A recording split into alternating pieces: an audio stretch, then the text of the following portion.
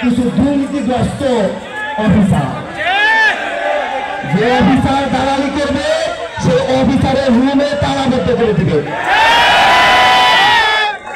80টা পল্লী বিদ্যুৎ সমিতির জিএম তারা এখন পর্যন্ত আইবিকে তথ্য দিতেছে যে আমাদের সমিতি ঠিকভাবে চলতেছে।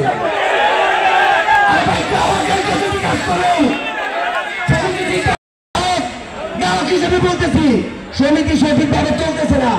যে লাইন 4 ঘন্টায় চালানো সেটা 10 ঘন্টা চালানো হতেছে, কিন্তু জিএম কি করতেছে? দালালি করতেছে, মিথ্যা কথা বলতেছে।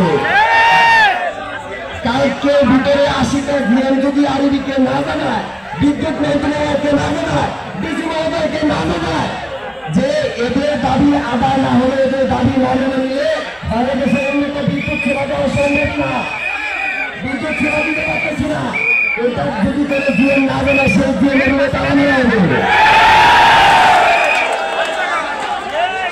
কালকে সকাল 10টার মধ্যে আমাদেরকে কর্মসূচি দেওয়া হয়েছে, যদি 10টার মধ্যে সরকার থেকে আমাদের দাবি মেনে নেওয়ার বিষয়ে কোনো দৃশ্যমান কিছু যদি না পাই, সেক্ষেত্রে আমাদের কর্মসূচি যেটা দেওয়া হয়েছে সেটার পাশাপাশি আরেকটা কর্মসূচি বলতেছি, যে জিএম কালকে আরবিকে তথ্য না দিবে যে এদের দাবি মানা হোক, সেই জিএমের উপরে তারা মানবে।